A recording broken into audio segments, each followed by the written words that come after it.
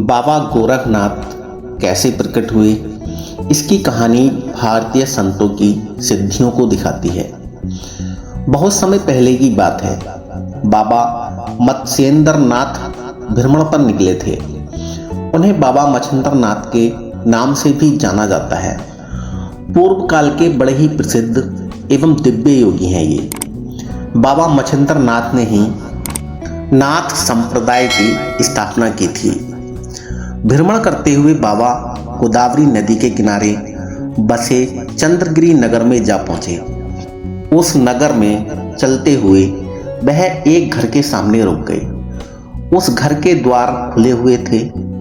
वहां बाबा ने खड़े होकर गृहस्थों को भोजन हेतु स्वर लगाए।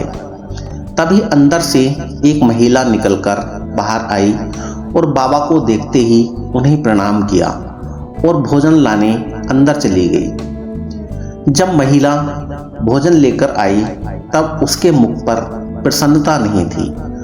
उसने आकर बाबा के पात्र में भोजन रख दिया। उसके मुख की उदासी देखकर बाबा समझ तो गए कि उसके दुखों का कारण क्या है, परंतु वह उस महिला से उसकी इच्छा जानना चाहते थे। बाबा मच्छिंद्र नाथ ने उस महिला से उसकी उदासी का कारण पूछा। महिला ने आंखों में आंसू लाकर बाबा से कहा, बाबा मैं निसंतान हूँ। बाबा ने भूति देते हुए उस महिला से कहा, देवी यह भूति खा लेना, निसंदेह आपके घर पुत्र पैदा होगा। यह बोलकर बाबा वहां से चले गए।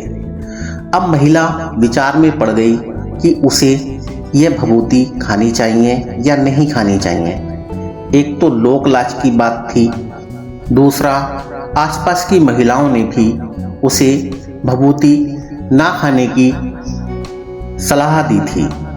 सभी बातें सोचने सुनने के बाद उस महिला ने भभूति को नहीं खाने का निर्णय लिया। उस नगर में एक स्थान था जहां बरसों से लोग गोबर जमा करते थे, फिर बाद में उस गोबर को खेती में उपयोग करते थे। उसी गोबर के टीले पर जाकर उसने उस भभूति को फेंक दिया। 13 वर्षों के पश्चात बाबा उस नगर में फिर से वापस आए। नगर आने के बाद वह उस महिला के द्वार पर पहुंचे और स्वर लगाया।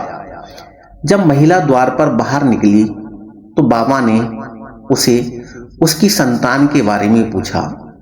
महिला ने बाबा को बताया कि उसे कोई संतान नहीं हुई है।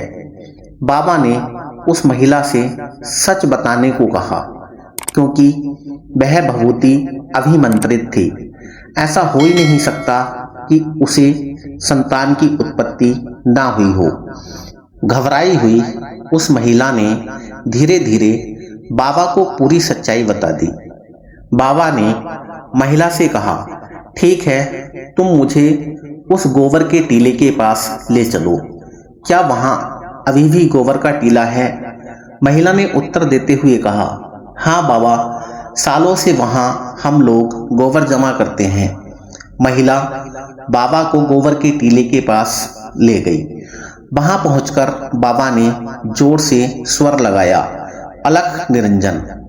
बाबा के अलख निरंजन कहने के कुछ समय बाद गोबर के टीले के बहुत अंदर से एक बालक निकला।